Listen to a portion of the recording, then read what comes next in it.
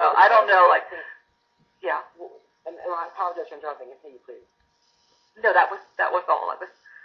So, there was actually an article in the New York Times this week about how there are still many, many states in the teens, I think, that condone corporal punishment in elementary schools. Wow. And I found that shocking. Yeah. When I grew up, I went to elementary school in New Jersey. It was the last thing anyone ever would have thought of was one of the students being hit by a teacher. Wow.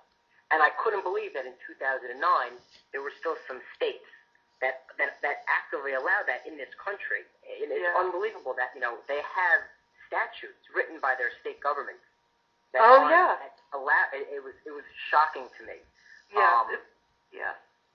It's just and that's based off what you were saying, where people within the religious community who you like to think you should look up to as a leader, someone you can revere, and they're still actively condoning this type of behavior.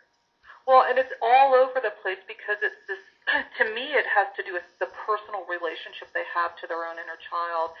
If they were forced to tolerate the destruction of themselves in an early age, and they have not dealt with that and retrieved that child and come to love that child, and that process entails facing that these parents who they love tried to destroy them. It's a heavy-duty process to go through that is very deep and very complex. This is, it is so intense to acknowledge that the two people who are supposed to protect and love you above all others are so wounded that they try to destroy you because they're really acting out their own self-alienation on you. So they're compelled to just demonstrate this thing that's happening internally, because I was nothing more than my own parents' child manifest externally. And what they did with me is just what they were doing to themselves.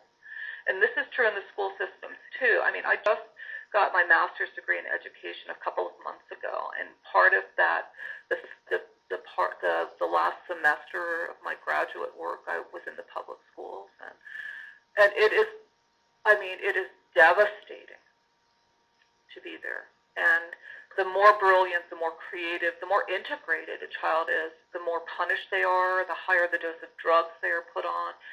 And it's the same thing. It's the people in power are acting out their own self-estrangement on these children. And it's beyond the beyond to me, what's going on in there. It's drugging these kids is no different than hitting them. And it's more insidious. It's like we're doing this for your own good, And these children they're sitting inside of that. I had many conversations with them about their predicament, and it's heavy because now we're culturally acting this out and consenting to systematically maintain this state of self-alienation. And these children are just the outpicturing of, where these adults are with themselves.